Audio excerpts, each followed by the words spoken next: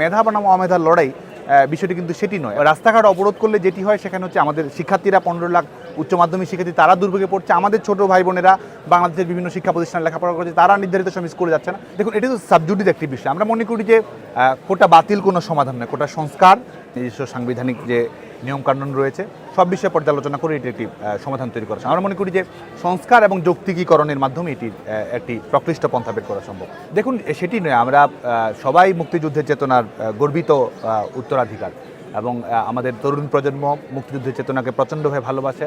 মুক্তিযোদ্ধাদের আমরা পরমভাবে লালন করি, তারা আমাদের জাতির শ্রেষ্ঠ সন্তান এবং মুক্তিযুদ্ধের চেতনার আলোকেই কিন্তু আমাদের গোটা দেশ যেন গড়ে ওঠে। তরুণ প্রজন্মের এটি অন্যতম একটি চাওয়া। যেহেতু এখানে আমাদের এর আগে 2018 সালের পরিপত্র জারি করার পূর্বে কিছু কোটা সুনির্দিষ্ট সংখ্যায় ছিল এবং সেটি কিন্তু সরকারি নির্বাহী বিভাগের পরিপত্রের মাধ্যমে সেটি বাতিল করা হয়েছে।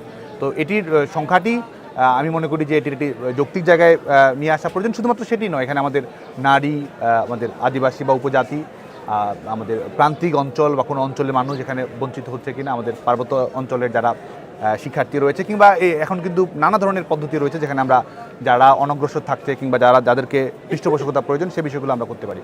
আর মেধার বিষয়টি কি, মেধা তো আপনার বিভিন্ন পার্সেন্টের বিষয়। বাংলাদেশে এখন যারা চাকরি পাচ্ছে তারা মেধাবী, যারা চাকরি পাচ্ছে না তারা মেধাবী নয়, বিষয়টি কিন্তু সেটি নয়।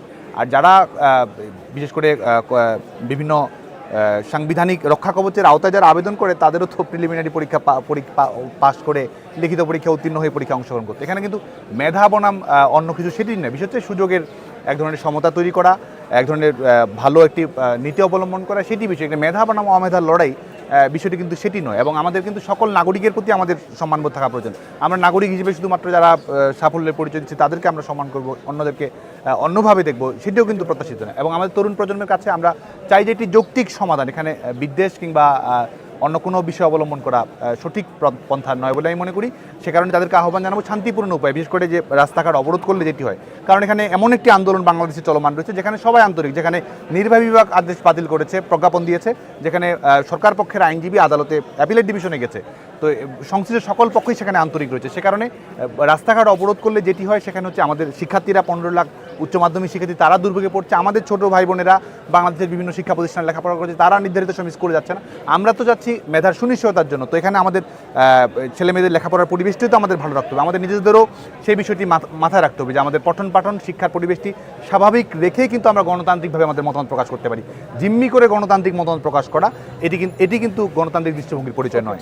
আমরা যেটি বলেছি সেটি হচ্ছে যে আমরা বিদ্যমান সমস্যার একটি যৌক্তিক, ইতিবাচক এবং টেকসই সমাধান আমরা চাই এবং এখানে আমরা সুস্পষ্ট হয়ে বলছি যে একটি বিচারিক পর্যবেক্ষণ যেহেতু রয়েছে, অ্যাপিলেট ডিভিশনের মতামত রয়েছে, এর বাইরেও আমরা মনে করি যে আমরা কিন্তু সুস্পষ্টভাবে বলছি মেধাভিত্তিক কর্মসংস্থানের সুনিশ্চয়তা এবং অনগ্রসর জনগোষ্ঠীর প্রতি সাংবিধানিক দায়বদ্ধতা, এটির সমন্বয়ের আলোকেই বিদ্যমান সমস্যার একটি সমাধান সম্ভব।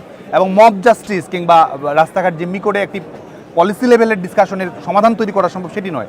এটির জন্য প্রয়োজনীয় সময় নিয়ে সংশ্লিষ্ট সকল পক্ষের মতামত নিয়ে প্রয়োজনে কমিশন গঠন করে কিংবা অ্যাপিলেট ডিভিশন কি রায় দেয় সেটির আলোকে আমরা মনে করি যে একটি ইতিবাচক কল্যাণধর্মী রাষ্ট্রের উপযোগী একটি সমাধানের দিকে